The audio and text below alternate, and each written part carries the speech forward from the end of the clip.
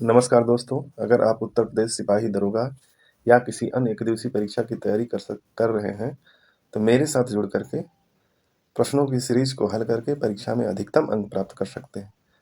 तो आज का हमने टॉपिक लिया हुआ है संज्ञा के भेद और इससे संबंधित हम लोग प्रश्न हल करके अपने ज्ञान का विस्तार कर सकेंगे। तो आइए, पहला प्रश्न है, जातिवाचक संज्ञा शब्द है। जातिवाचक संज्ञा शब्द है। पहला ऑप्शन है कामायनी, बी ऑप्शन आम, सी रसीला और ऑप्शन डी वकील। तो यहाँ जातिवाचक संज्ञा हो जाएगा आपका वकील। यहाँ व्याख्या भी दिया हुआ है, देख सकते हैं इसको। जिस संज्ञा शब्द से उसकी संपूर्ण जाति का बोध होता है उसे जातिवाचक संज्ञा कहते हैं। उदाहरण, मनुष्य, नदी, भैंस, वकील, डॉक्टर आदि। अगला प्रश्न है, निम्नलिखित वाक्य में रेखांकित शब्द कौन सी संज्ञा दर्शाता है? तो यहाँ इतिहास में कई चंद्रगुप्त मिलते हैं।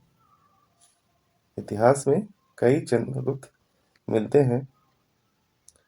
तो यहाँ आपसे रेखांकित शब्द के संबंध में पूछ रहा है। तो पहला ऑप्शन है व्यक्तिवाचक, दूसरा ऑप्शन है भाववाचक, तीसरा ऑप्शन है क्रियार्थक और चौथा ऑप्शन है जातिवाचक। तो यहाँ ऑप्शन डी हो जाएगा, जातिवाचक संज्ञा। देखिए, यहाँ व्याख्या भी दिया हुआ है। दिए गए वाक्य, इतिहास में हमें कई चंद्रगुप्त मिलते हैं।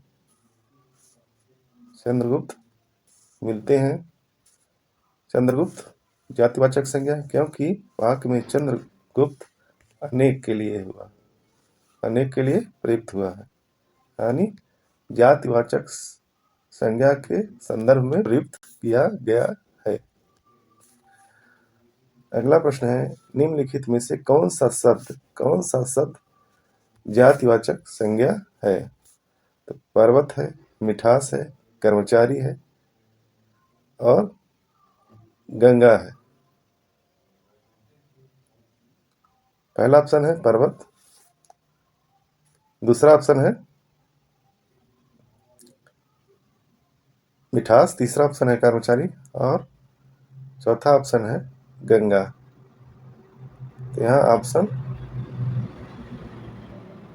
ए, पर्वत।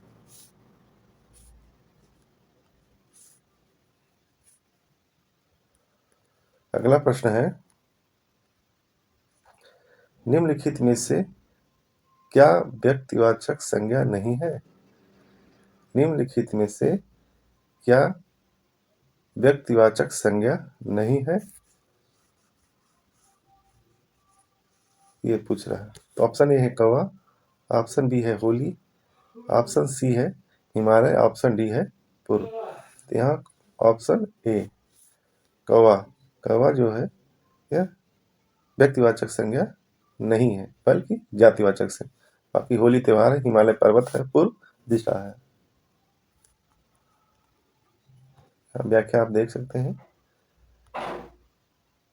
गाय कौन सी संज्ञा है? गाय कौन सी संज्ञा है? ऑप्शन ए व्यक्तिवाचक, ऑप्शन बी है जातिवाचक, ऑप्शन सी है भाववाचक और ऑप्शन डी है द्रव्यवाचक संज्ञा। तो यहाँ गाय जो है जातिवाचक संज्ञा होगा। यहाँ व्याख्या देख सकते हैं। पशु चर रहे हैं, तो यहाँ पशु जो है चर रहे हैं, रेखांकित पद है। तो रेखांकित पद पशु, पहला ऑप्शन है व्यक्तिवाचक, दूसरा है जातिवाचक, तीसरा है भाववाचक और चौथा है द्रव्यवाचक। तो ऑप्शन बी जातिवाचक संज्ञा है। व्याख्या दिया हुआ देख सकते हैं इसको। अगला प्रश्न है, राज्यपाल में कौन सी संज्ञा है? तो पहला ऑप्शन है व्यक्तिवाचक, दूसरा जातिवाचक, तीसरा भाववाचक और चौथा है डी समूहवाचक। तो यहाँ आपका राज्यपाल जातिवाचक संज्ञा होगा। यहाँ व्याख्या देख सकते हैं आप लोग।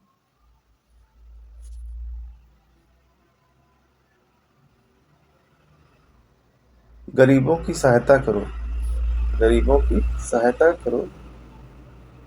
और गरीब शब्द क्या है?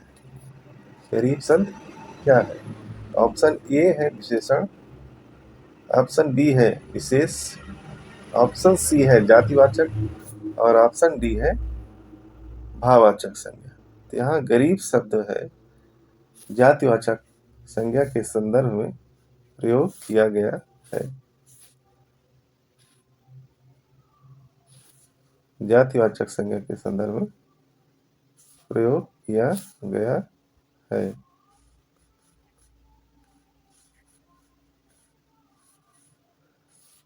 जातिवाचक संज्ञा के संदर्भ में किया गया है। तो यहाँ आपका ऑप्शन सी सही है।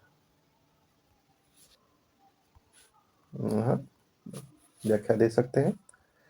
अगला प्रश्न है, निम्नलिखित में से कौन सा शब्द समूहवाचक संज्ञा नहीं है? समूहवाचक संज्ञा नहीं है। तो ऑप्शन ए है सभा, ऑप्शन बी है कक्षा और ऑप्शन सी है भीड़ और ऑप्शन डी है दौड़। तो यहाँ ऑप्शन डी दौड़ जो है वो समूहवाचक संज्ञा नहीं है, बल्कि दौड़ यह संज्ञा है, भाववाचक संज्ञा।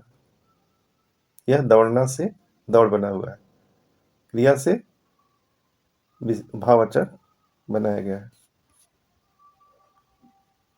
जिस संज्ञा, यहाँ व्याख्या देख सकते हैं, जिस संज्ञा से वस्तु अथवा व्यक्ति के समूह का बोध हो उसे आप समूहवाचक संज्ञा कहेंगे। जैसे सभा, कक्षा, भीड़ समूहवाचक संज्ञा के उदाहरण है। दौड़ जो है दौड़ समूहवाचक संज्ञा नहीं, यह भाववाचक संज्ञा है। यह दौड़ना से दौड़ बनाया गया है, यानी क्रिया से भाववाचक संज्ञा बनाया गया है। अगला क्वेश्चन, कक्षा शब्द हिंदी व्याकरण के अनुसार संज्ञा के भेदों के किस श्रेणी में आता है? तो कक्षा क्या है? कक्षा ऑप्शन ए है समूहवाचक संज्ञा, व्यक्तिवाचक संज्ञा और सी है भाववाचक संज्ञा, ऑप्शन डी है जातिवाचक। यहाँ कक्षा क्या है? समूहवाचक संज्ञा।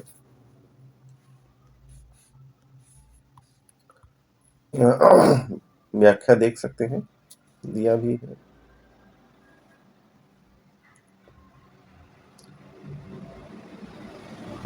अगला प्रश्न है निम्नलिखित वाक्य में क्रियार्थक संज्ञा क्या है? निम्नलिखित वाक्य में क्रियार्थक संज्ञा क्या है? मंत्री जी के ठहरने की व्यवस्था कीजिए, मंत्री जी के ठहरने की व्यवस्था कीजिए। तो यही पूछ रहा, ठहरने की व्यवस्था। तो क्रियार्थक संज्ञा क्या है? क्रियार्थक संज्ञा क्या है? क्रिया के अर्थ में कौन सी संज्ञा प्रयुक्त की गई है? तो ऑप्शन ए है मंत्री, ऑप्शन बी है ठहरने, ऑप्शन सी है व्यवस्था, ऑप्शन डी है कीजिए। तो यहाँ ठहरने ऑप्शन बी सही है। यह क्रिया के अर्थ में प्रयुक्त किया गया है।